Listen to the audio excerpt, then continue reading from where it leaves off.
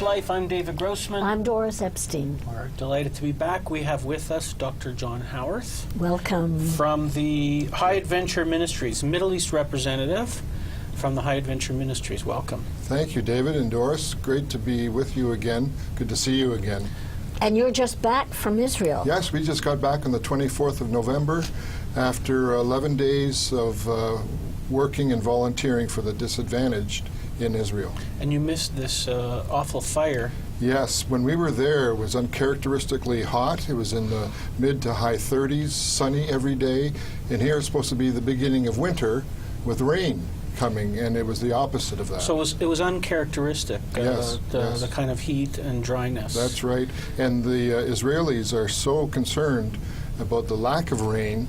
I was kidding people that even the secular Jews were praying for rain. Secular Jews and the atheists. And the atheists were praying for rain. Right. It is in the Sea of Galilee, of course, that's where they get all their drinking water from. It's down 20 feet from where it should be. It's unbelievable. And it's contributed to the spread it's so dry. of the fire. So dry. And they've had drought, of course, for several years.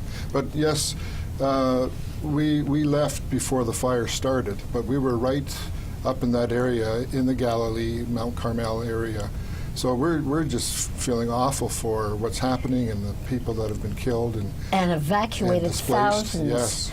Yeah. And it brings up the question, what would you do if you had seconds, minutes to leave your house? What would you take? Yes, good question. I just spoke to someone who has family in Danya, which is the very top. They were not affected by the fire, but they were threatened by the fire, and they had to get out. They did have to evacuate. They evacuated. So what did they take? The cat and the dog, pictures, photographs, and a passport. Right. That was it. They didn't care about anything else. Wow. So Doris, I understand that they have pinpointed the source. This is morning, that right? they found out a 14-year-old boy from smoking a water pipe. The coals of the water pipe set off the original fire, and then the climate, the dryness, just contributed to make it go like the wind. And astonishing, this country that can fly to Iran and back and has all kinds of high-techy innovations that the whole world is using, does not have one single firefighting plane. Furthermore, this is how unprepared they were. All the chemicals they had to fight fire were used up in a matter of hours. It's shocking. So fortunately, there were many countries with as much as we see Israel being criticized and chastised by so many countries, there were many countries who came to Israel's assistance, including Turkey was one of the first on the list. And Jordan. And this is a major development, and it's a very positive sign that especially Turkey helped supply planes and so on, because hopefully this will be a thaw in the cold between Israel and Turkey. They have been allies, and of course Turkey's been blaming Israel for several things the last few years. So it's really good that Turkey has stepped up to the plate in helping the Israelis. So hopefully this will be and it's things heartwarming. coming. It makes you think there's hope for the world, that there will be hope for the future of Israel with people that they have these horrible relations with. Right. And Netanyahu received phone calls from people like Abbas and others. Palestinian Authority helped. Yeah, maybe sent a couple of firefighters or something like that. So, but even some small gesture. Sure. But talk about blaming Israel. This latest news from Sharm el-Sheikh, which is terrible, that a German tourist got bitten by a shark and died. They're blaming Israel. This is off the coast of Egypt, isn't Yes, it? Sharm el-Sheikh in the Red Sea. Right. It's Israel's fault. Mossad came, dropped a shark in the water, and that's what's going on there. Well, I'd heard that. Well, they're saying that's a possibility, right? They said that after a recent Muslim feast, they were bringing in a bunch of cows or something, and the cows were sick or something or other, so they ended up dumping all these cows, these dead cows, off the boat, saying it's either that or the Mossad planted a A shark. A man-eating shark. How ludicrous. What do you think? can I they don't be? know. Yeah. Oh, Blame Israel for everything. that's right. It's an What easy way out. it's a scape shark. Escape shark. Escape shark. Oh, isn't that ridiculous? Yeah. Well, it seems to be the way to go, right? Anything wrong? And anti-Semitism is unfortunately increasing again around the world. Not just individuals, not just groups, but whole countries are siding against Israel, Yes. and including Scandinavian countries now. And boy, I tell you, where are these people's head? Why don't they remember the history of just 60 years ago, and how anti-Semitism was encouraged by Hitler and just engulfed a whole country, and then he used that and conquered 2/3 of Europe, and just to wipe out the Jews. Why can't these people remember history and see what's happening around the world with the increase of anti-Semitism? That's a good question. It's That's a horrible. good question. Remain and forever unanswered, but that people have to raise this question. Why the Jews? It's always the Jews. Oh, it's That's a good ridiculous, question, yeah. and we have a few other questions that we want to talk to you about today, John. There's recently a Methodist church in the UK who's taking part of the boycott movement against Israel. We'll talk about that. We also want to talk about your the radio station at which people can listen to at BibleVoice.org, and some of the activity in Israel. You have an office in Bethlehem. And we all know that Christians are getting a very difficult time Yes. in many Arab lands. So we're Yes. going to talk about that and also about the radio station and some of the developments there. And then later on in the show, we have Dr. Leo Davids. We're going to talk about the origins of Yiddish. So that should be interesting and also fun. So we have a great show. Just one more thing before we go to a short break. I was talking with Lisa Plant. She's the Executive Director of the Canadian Committee for Haifa Foundation. If you want to donate money to help to the recovery, you can go to the website haifa-foundation.org. There's a letter there from the mayor of Haifa, because this fire in the Carmel region is the responsibility of Haifa, and there's a list of things that they need. And you money, can be sure it'll go supplies. directly for those Yeah, things, only and not to 100% any of the office money supplies. That's is going to for the to make reparations. It's and a so great on. organization. I've had the privilege of working with Lisa and Kobe Broche, and Haifa Foundation is doing a great work. And they, right now especially, need our donations and our encouragement. Absolutely, and Lisa's going to be on the show in another few weeks. Oh, or she's so. a wonderful gal. Yeah. Yeah, So we're that's going to be great. back in just a moment with some conversation with Dr. John Howarth. Hang in there.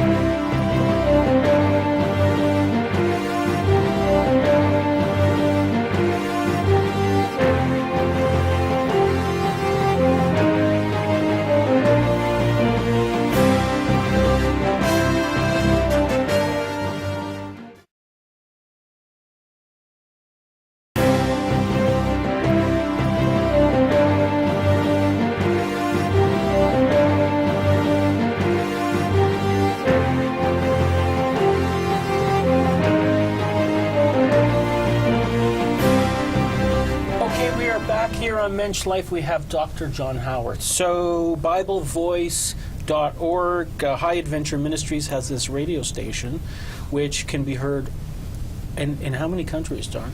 Well, the radio station that we have in Bethlehem reaches about 5 million Arabs now, including into Ramallah, and also, if the atmosphere cooperates, into Jordan as well.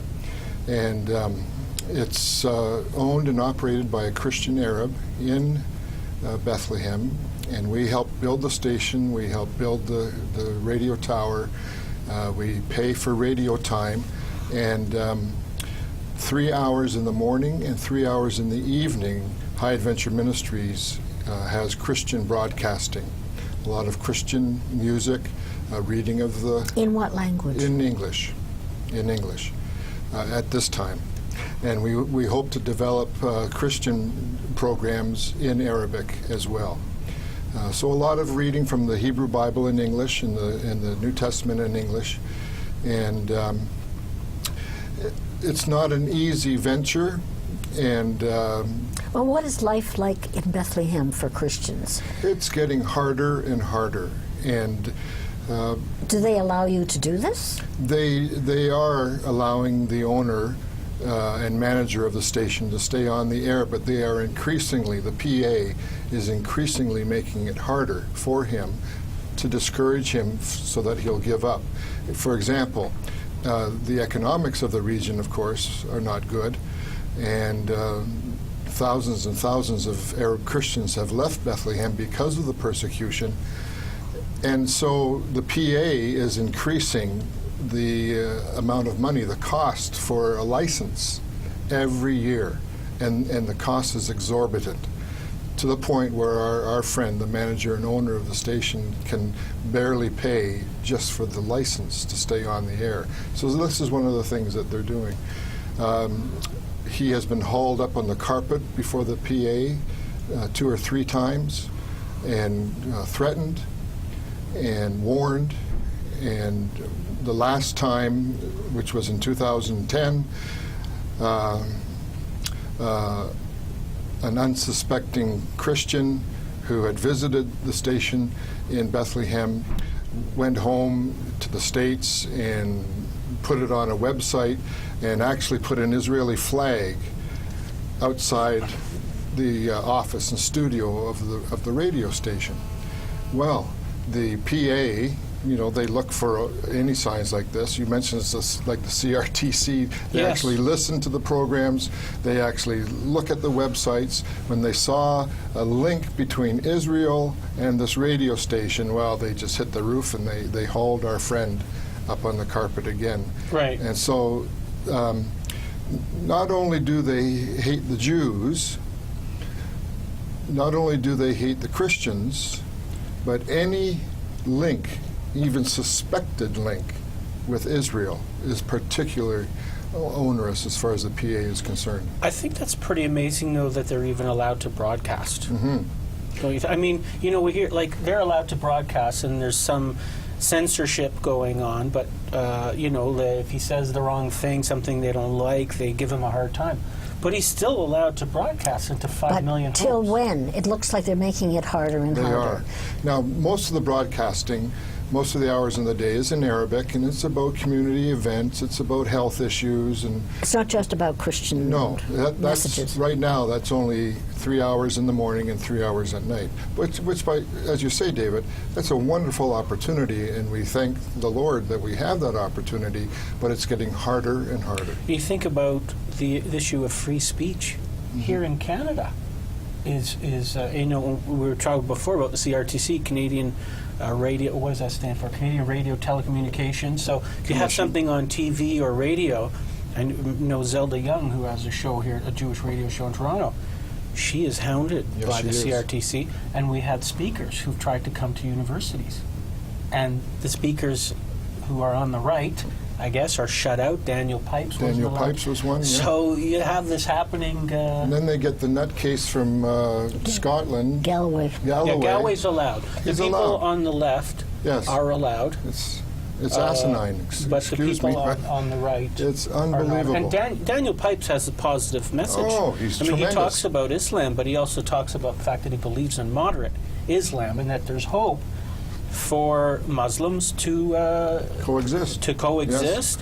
Yeah. But I don't know about coexistence under the Palestinian Authority and in countries like Egypt, Jordan, Syria, Kuwait, the Arab Emirates. What is the position of Christians there? Increasingly getting harder to live. And by the way, in I'm not sure about all, but most of the countries you just listed, there is a Jewish presence as well. Iraq, Iran. They still have Jews? Sure, they have the whole Jewish communities. So, as a ministry, we are concerned about our Jewish brothers and sisters in those countries too. But the Muslims target mostly the Christians in those countries. So it is getting harder and harder for Christians to live and stay in these countries. They are definitely being persecuted. Okay, we have to take a short break, and when we come back, we do want to hear a little bit more about some of the work the humanitarian work your organization is doing. And you were just recently on a trip to Israel, and some of the organizations you worked with, and some of the work you do. So we'll be back in just a moment, and a little bit later coming up, the origins of Yiddish with Dr. Leo Davids. Hang in, we'll be right back with John.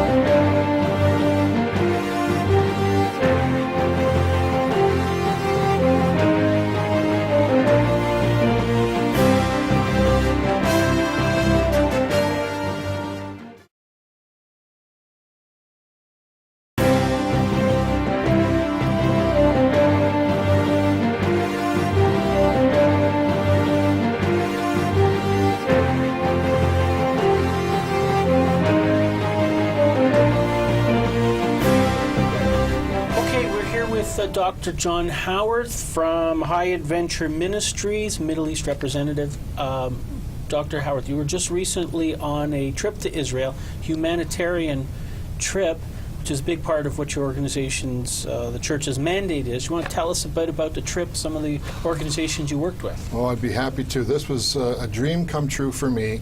This is the 16th time that I've helped to lead a group of evangelical Christians to the land.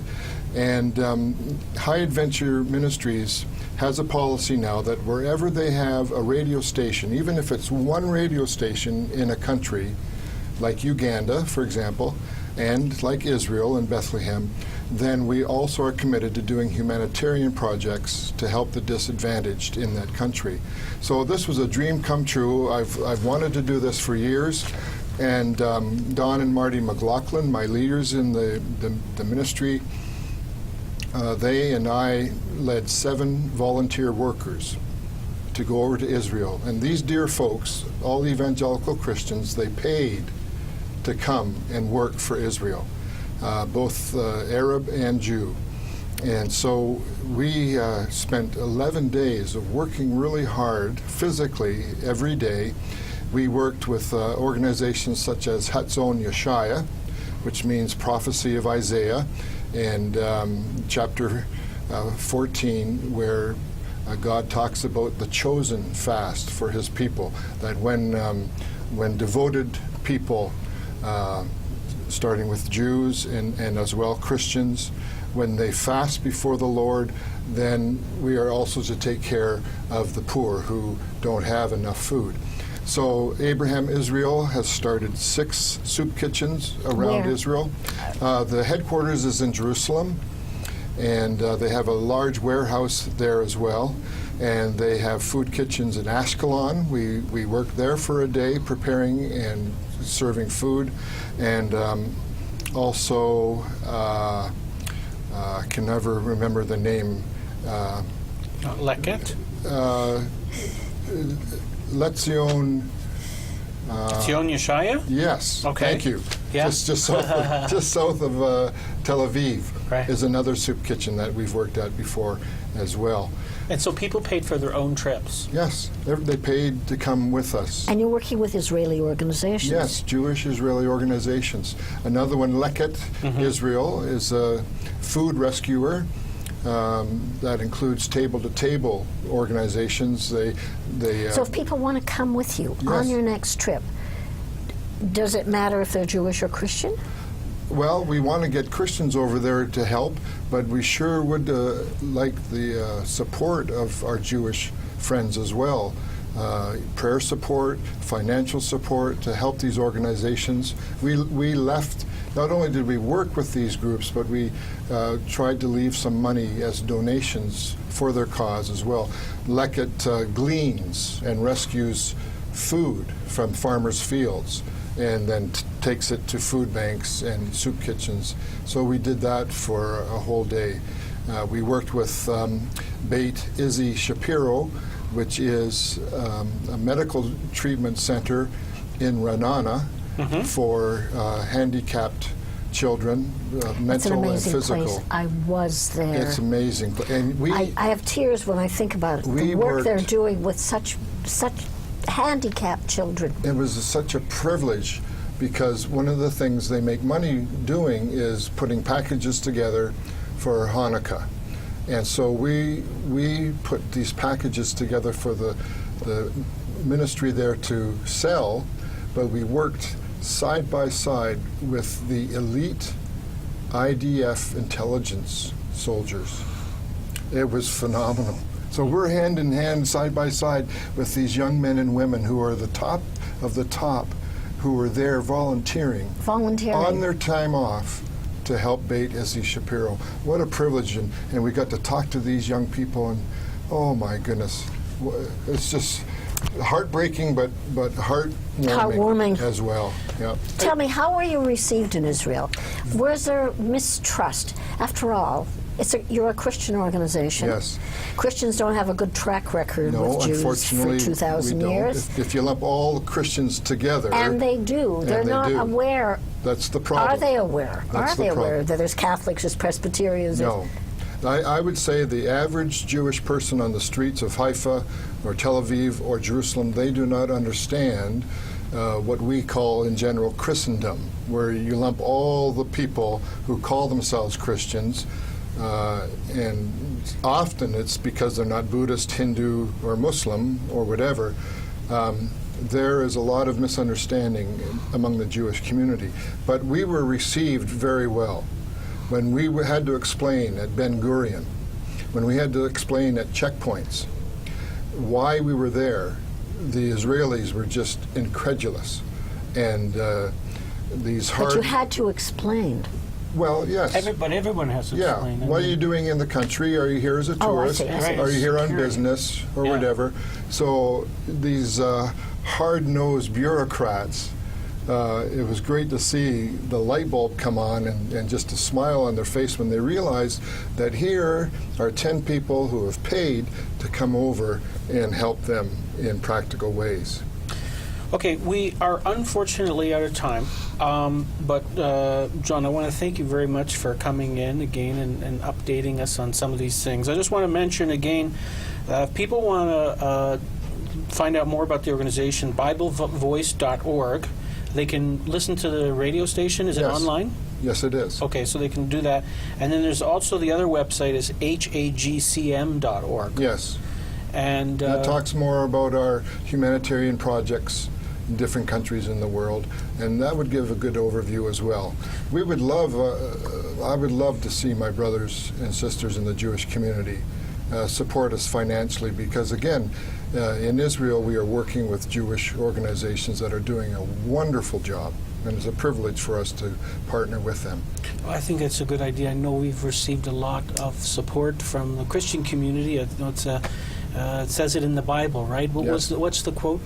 Genesis 12, verse 3, Right. when God made a covenant with Abraham, he said, I will bless those who bless you, and I will curse those who curse you. Yes. Now, we want to be a blessing to Israel, not to get a blessing, Right. but to be a blessing, because the Israelis, the Jewish community, are God's chosen people, and we want to obey God and support his special people. Not all Christians do that, but evangelical Christians, the majority of evangelical Bible-believing Christians, there's a growing movement called Christian Zionism that I'm a part of, and these Christians are. Thousands in the United States, Oh, Christian millions. Zionists. Millions. John, thank you so much, and we'll keep in touch. Thank you for the opportunity. Okay, we're going to be back in just a moment. The Origins of Yiddish with Dr. Leo Davids. Hang in there.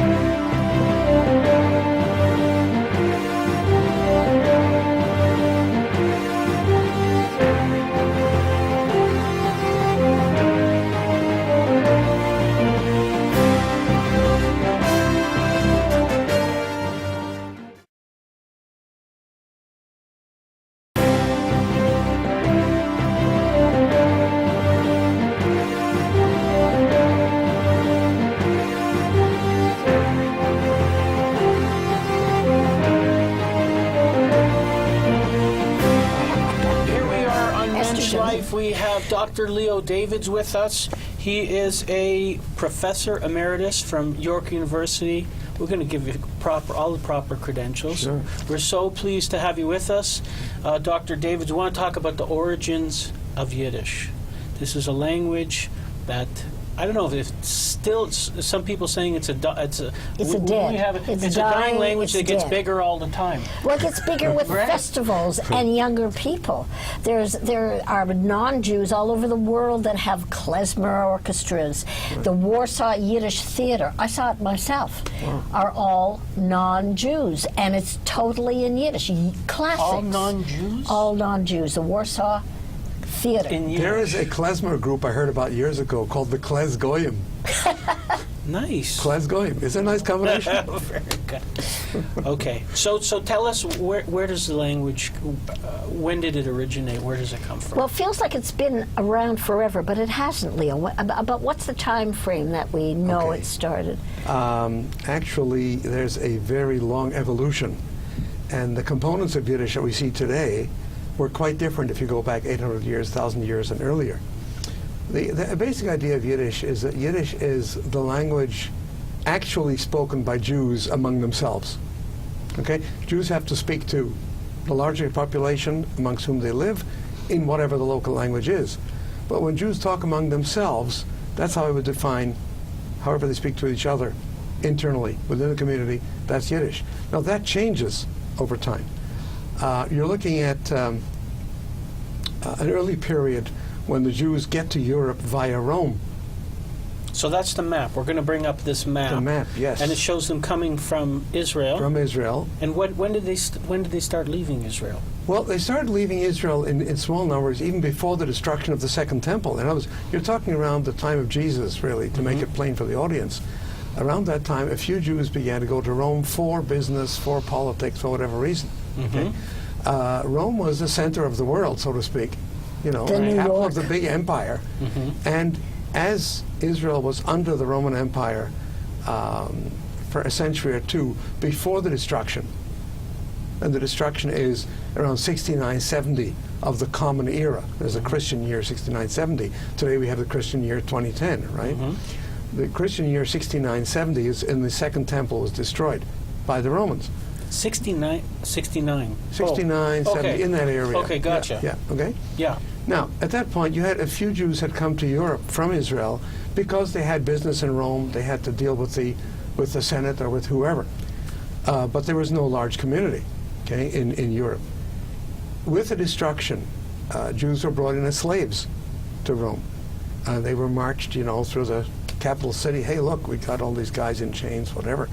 So you're looking at Jews who came to Europe very early in Roman times when Israel was still sort of functioning, you know, Herod and these people. A few Jews had come to Rome. And then later on, of course, with the Roman destruction of the temple, of the eventual sort of dissolution of the Jewish state, which kind of disappeared at that time for a while, you get a lot of Jews who are brought to Europe by the Romans. Now, after a while, you don't stay in Rome. You spread out looking for opportunities. Business can be done, but you have to move out of the So capital where was city. the main center after Rome? They started to move towards the south of France. Along the coast. And Along we the can see coast. that in the map. Yes. Yeah. Along the map, you can see that you travel by water whenever you can. Travel by land is difficult, expensive, hard on the rear end because you're bouncing on these wagons or horses. By sea, usually it's a little bit easier to travel. You can also carry your goods by sea very easily. Put it on the ship and you go. So you get to the west coast of Italy, you're in Rome, and then you move along that west coast. You soon find yourself along the Mediterranean coast of France, called the French Riviera, Monaco, that area more recently. And you don't go straight up Italy and into Germany because you've got the Alps Mountains. Alps Mountains are difficult for you to drag yourself and your goods over. So you don't go up through the Alps straight north from Italy. You go west from Italy where you have sort of lowland and you have these river valleys. It's very nice countryside and you begin to establish communities there. Now, Jews are not speaking a German-based Yiddish yet because they're not in that area. So as you are in the south of France, you have kind of Old French, you know, sort of Latin becomes Old French over time as the old Romance languages develop. They sort of become a little differentiated, so they're not speaking proper Latin anymore. In the cities, you may have Latin lingering for many years, even when the Western Roman Empire was kind of destroyed by the Vandals and other interesting tribes. Interesting name, no? Vandals? Vandals. They came to Rome, sacked the place, wrecked it, The Visigoths and these other tribes came down from the north and wrecked Rome. But even when Rome was destroyed by these invading tribes and so on during the 400s, Latin was still being spoken in the south of France, in the cities and so on. But that Latin gradually morphs into Old French. Now, what the Jews do wherever they come is all Jews know the Jewish or Hebrew alphabet. And whether they're in Persia or in Morocco or in Poland or anywhere, every Jewish, at least male, is literate by the time he's 6, 7 years old. So they can read the prayer book and the Bible. Just They as use- an afterthought. And nobody was literate in that time. Clergy, Jews were only literate. clergy. Right. In Europe, generally, in the Middle Ages, only clergy were literate and the Jews. Everybody else, forget it. All the knights in shining armor and They were illiterate. illiterate. Okay, well, we have to take a very short break. We're basically in Now the, we're in in the France. sou- We're we're in in the France. south of France, That's and right. we're going to start going north. That's right. Also, hang in. We'll also have we're going to do some hot Yiddish words that are still hot today. Okay. Some good And phrases mainstream. and everything. We'll have a little bit of fun too with Dr. Leo Davids. Hang in. We'll be right back.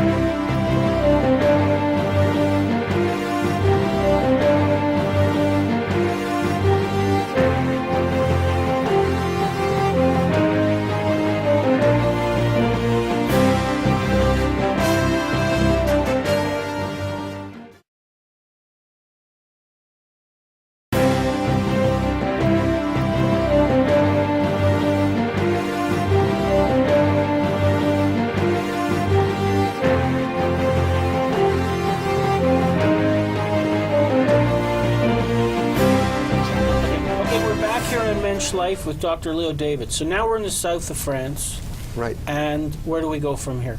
Well, because the Alps are kind of hard to travel in, you just go north in France along the river valleys, and you go up, as you can see on the map, you leave Marseille and that area, Montpellier, and you go up towards Lyon, okay? Eventually, you come to the edge of the Roman Empire, what used to be the limit, which is the Rhine River. The Rhine River is today still the boundary between France, which is west of it, Germany east of it. So the Rhine is this big, big river in the north. The Rhine comes out of the Alps, like all the big mountains, mountain-fed streams of Europe. All the big rivers of Europe come out of the Alps. So the Danube comes out of the Alps and runs east toward the Black Sea. The Rhine comes out of the Alps and runs west and then north, okay, and comes out to Rotterdam and enters the North Sea, which is part of the Atlantic. So Jews are along the Rhine frontier, and as long as the Roman Empire had any kind of, law and order, you didn't go beyond the Rhine because it was like the forest, the wild people were out there. So you stayed west of the Rhine, which was the Roman frontier.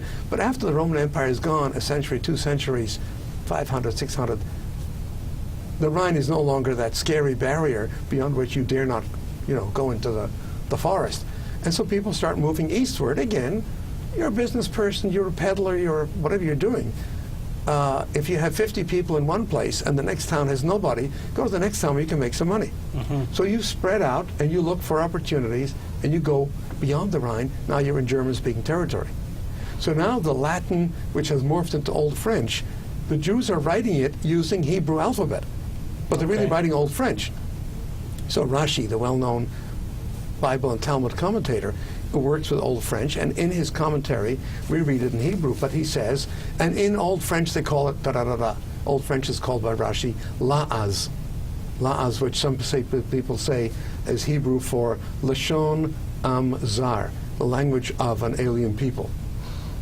Okay. La'az. Anyway, So the language has been evolving for 2,000 years. The language languages of always Yiddish. evolve. They always do evolve, yes. Right. But the Yiddish we know today, can you say how long that's been around? or- Well, that has certainly not been around for, forever. The Yiddish that we know today only starts to kind of develop about 900 years, 1,000 years ago, when the Jews are moving increasingly into south of Germany, sort of, towards Munich, Bavaria, and towards Austria.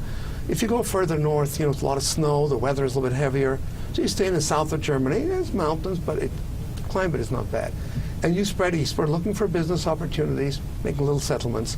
And so as you move into a new territory, you take on that language, but you never lose some Hebrew, because you're not going to translate Shabbos or kosher into French or German, because you use Shabbos and kosher as it is.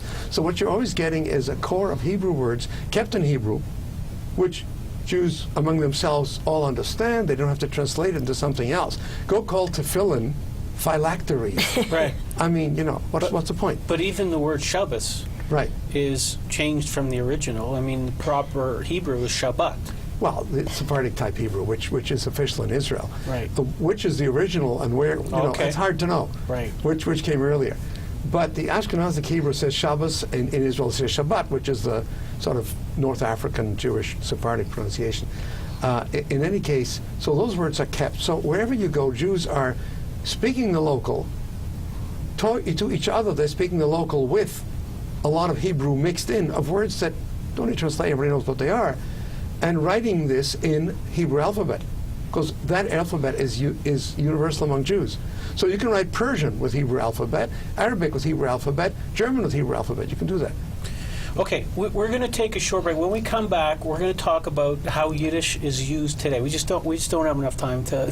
Right. If there's anything key that we missed, you'll tell us. But the Middle Age story. Okay. Middle Ages, not Middle Age. Okay. Middle Ages story. We're going to be back in just a moment. Hang in there.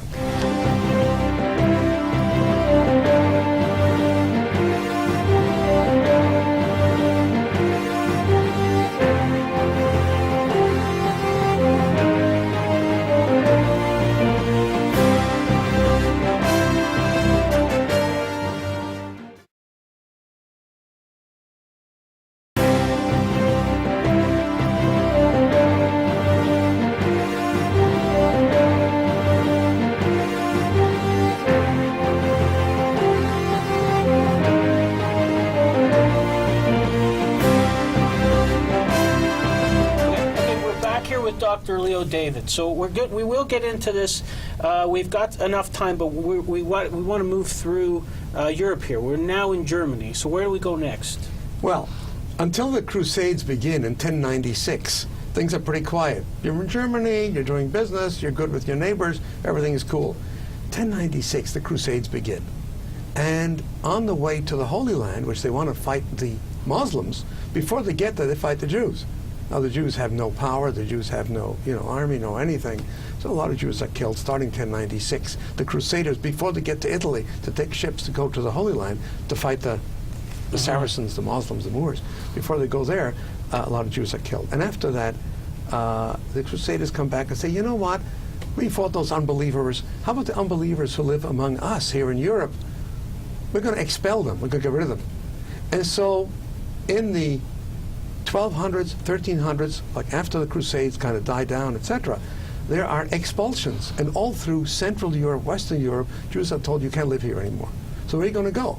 You can't go to the Lower East Side because that hasn't happened yet. There's no America, there's no nothing. So where can you go? Well, you can either go down to the, quote, terrible Turks, unquote, Ottoman Empire, which in fact welcomed Jews and they were very well received if you went down towards Turkey.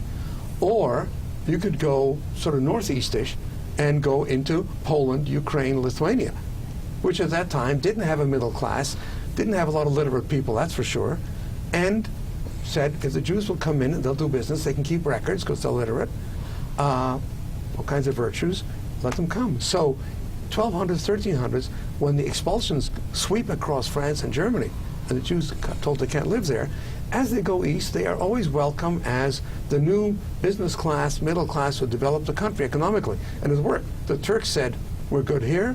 The Poles, Ukrainians said, we're good here. And so they went into there. Now, when they went there, they brought with them what they were speaking. They were speaking core Hebrew, large vocabulary from German, okay? A little bit of the old Latin-based, old French stuff remains, but only in the names. Yiddish names are basically Latin-based, like Bela, which is Bella, right? Okay, Yenta, which is Gentil. Okay, these are Latin-based names. So the names stayed from the pre-German period of Yiddish, but the rest of the vocabulary, I would say, the predominant part, 60 to 70% of Yiddish conventionally, is German. But German as it was around 1400, not as it was, 5 centuries later. This Old German, which was spoken in, south of Germany and, like I said, in Bavaria, Austria, etc., carried with the Jews as they went. They were speaking to each other. They were fairly dense kind of communities. They didn't mix with the Poles, etc. And so, although they spoke some Polish just to, communicate with the other guys, amongst themselves they kept up with the language they had brought, which was heavily German, a bit of the Old French. The Hebrew is always there. Hebrew words are not translated, they're used. Jews among themselves won't translate terms that are, terms in everyday religious life. And so, as they spread out Poland, and then going north to Lithuania, even up to Latvia, and down southeast towards, Ukraine, this predominantly German-based language, which had been developed around 1500, became the standard language of Jews, and it was in its heyday around 1900. It was spoken by Jews of Ashkenazic background, as those were not through Spain or North Africa, but Ashkenazic Jews everywhere that they were to be found, in Europe, in North America. Yiddish was brought to Canada and to the United States in masses after 1881. Where would you say Yiddish reached its peak culturally? Yiddish was translated into Shakespeare, to Freud, every major writer, every poet. Where did it reach its zenith? This happens only in the late 1800s. Until the late 1800s, Yiddish is a household language, it's an informal language, and it doesn't pretend to do literature. From the middle of the 1800s, Yiddish speakers are aware of modernization and, the railroads come, the steam engines come, the factories come in the 1800s. And they say, well, Yiddish too has to enter the modern era. And they start importing, words from French, from Russian, from Greek, from da-da-da-da-da-da, which are the sources of a lot of borrowed words in English and other places as well. And those become part of what then becomes literary Yiddish. And then Yiddish writers only in the late 1800s, early 1900s begin to write original works in Yiddish, not just translations or, easy way to get the prayer book if you don't have a lot of Hebrew. They started to write Yiddish seriously after 1850. So Yiddish in its sort of last century in Europe, until the Holocaust, becomes a literary language. They import words from Greek and Latin, where all languages import words from French, which is... And Slavic words. Slavic words come in. Polish and Russian words come in and become part of, So if somebody's treated like a rag, that's a shmata. A shmata, of course, is a Polish word. Is that a Polish word? Polish word, which is part of Yiddish. It's not from the German side. It's from, 1500. You come into a Slavic country, and you put in Polish and Russian words. If somebody's treated like a rag, I've never heard a person referred to as a shmata. For sure. Oh, absolutely. A person is being weak treated like person, a rag. Like a doormat. A doormat, a is a weak shmata. person. I've grown up with the word spineless person. Where I was looking for a shmata, do you have a shmata? Nobody actually ever called it's you. Someone who's like a doormat and you walk on them, it's a right, shmata. okay. So a lot of these words came in. So the heyday for Yiddish, actually, in terms of being written and, the great writers, Shalom Aleichem and all these writers, this happens really in the last century before the Holocaust. And then some people take it to Montreal and to other centers where Yiddish goes to Buenos Aires too. And then you can write Spanish and Hebrew letters. Well, anyway. What about today? I mean, today the Hasidim are the ones who are actively speaking Yiddish. And I've looked a lot at the Yiddish language numbers for Canada, and you find Yiddish language children speakers are only around Greater Montreal. Child speakers in Toronto are very few hundreds. But it's taught at one school in Toronto. Yeah, but that doesn't make speakers. That means acquainted, have some connection. If you want speakers who are growing up with Yiddish mother tongue, you've got to go to Montreal. Okay, I promised people, and we have about a minute left, that we would give them some juicy Yiddish words. That's entered the mainstream, actually. Right. Okay, Doris gave me a really good curse before. So's wachsen wie a Sibylla mit den Kopf in Drerd. Okay. Which means? May you grow like an onion with its head in the ground. As onions. So's brennen wie a fire. You should burn like a fire. Burn like a fire. The word fire is pretty international. Hakachainik. Hakachainik, That means knocking a tea kettle, which will break it. literally. Yeah. Someone But that's a people say it all the time. It means don't bother me. That's right. Don't Oh, bother here's a being word a in nudnik. mainstream, a nudnik. Nudnik, right. What else, Leo? Well, that's Slavic stuff already. Nudnik. Right? Schlep? Comes from Schlep is a Germanic word. Means People to use drag, that almost yeah. In Dutch, like in mainstream. South African, you say trek, schlep. Drag, carry, right. A mensch? Mensch is a real person, A real, a really good person. Okay. And that's a real Yiddish word. Mensch, Okay, here, yeah. last one, and then we got to go. What's the schlemiel and a schlemazel? Okay. Schlemiel is an incompetent guy, a boob, a fool. Right. Okay. Schlemiel. He's the guy that spills the soup. Right. But Schlemazel is the guy on whom the soup falls. Perfect. That's what I was waiting for. Thank you so much, Dr. Davids, for being with us. Dr. Leo Davids, we appreciate it. Until next week, don't forget to be a mensch. I'm Doris Epstein. Shalom. I'm David Grossman. Bye for now.